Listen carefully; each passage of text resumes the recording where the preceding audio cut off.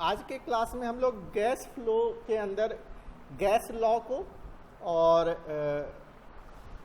कैसे कैसे कोई लिक्विड फ्लो करती है, कौन कौन से तरीके होते हैं फ्लो करने के किसी लिक्विड के, उसको हम लोग आज के क्लास में पढ़ेंगे।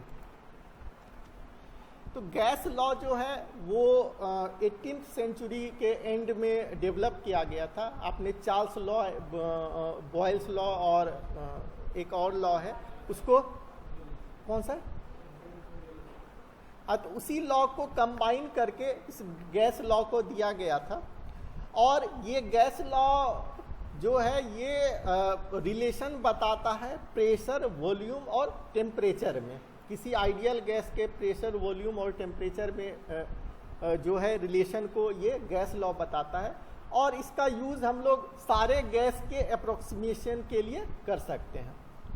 आइडियल गैस लॉ कहता है PV इक्वल टू nRT, जहाँ की P है उस गैस का प्रेशर, V है वॉल्यूम, T है टेम्परेचर और N है नंबर ऑफ मोल, R है मोलर गैस कांस्टेंट।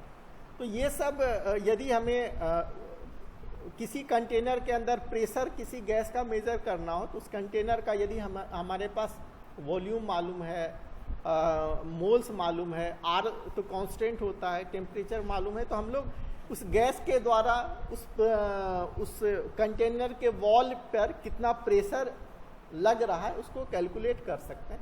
तो ये गैस लॉ यही रिलेशन को बताता है। तो यहाँ से कई सारी चीज़ें निकल के आती है। इस लॉ को यदि जनरलाइज कीजिएगा तो कई सारी चीज़ें निकल के आती है कि यदि प्रेशर कांस्टेंट है, वॉल्यूम को यदि डिक्रीज करते हैं, यदि टेम्परेचर कांस्टेंट है और वॉल्यूम को यदि डिक्रीज करते हैं तो प्रेशर इंक्रीज होता है। और यदि टेम्परेचर कांस्टेंट है और हम लोग प्रेशर को इंक्रीज करते हैं तो ये वॉल्यूम को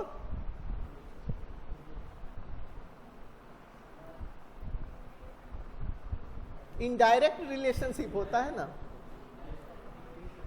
तो वॉल्यूम को इंक्रीज करेंगे तो प्रेशर डिक्रीज होगा, वॉल्यूम को डिक्रीज करेंगे तो प्रेशर इंक्रीज होगा। तो ये इनडायरेक्ट रिलेशन होता है, लेकिन कब? जब ये टेम्परेचर कांस्टेंट रहता है तब। तो इस चीज को हम लोग इस गैस लॉ के से आइडेंटिफाई कर सकते हैं। तो अब क्या है कि गैस का फ्लो जो है वो दो तरीके का फ्लो होता है। या कोई भी लिक्विड जो है हम लोग लिक्विड के अंदर दोनों चीज आ जाते हैं, गैस और फ्लूइड भी, फ्लूइड के अंदर दोनों चीज आ जाते हैं, गैस और लिक्विड भी आ जाता है। तो जो फ्लूइड है वो दो तरीके से फ्लो करता है, एक होता है स्ट्रीम लाइन फ्लो और दूसरा होता है turbulent flow. Stream line flow क्या होता है कि इसमें फ्लूइड को डिफाइन किया गया कि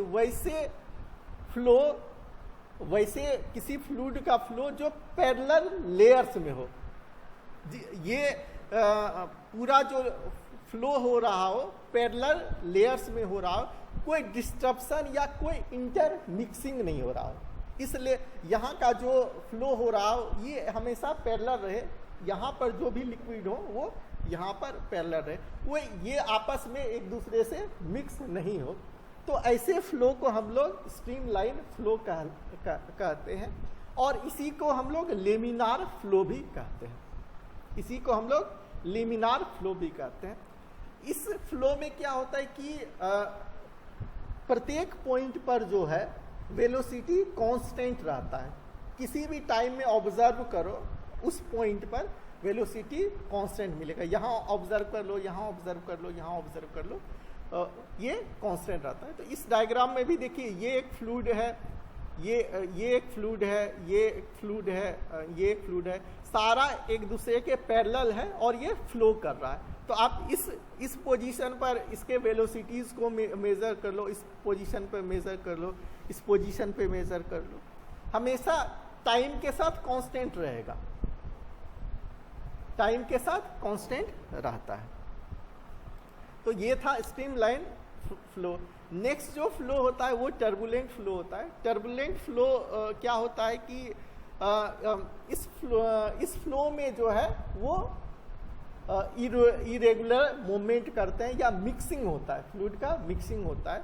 ये डिफरेंट पैटर्न्स में कभी नीचे मूव करते हैं, कभी ऊपर मूव करते हैं, तो अलग अलग तरीके से मूवमेंट होता है फ्लूइड का।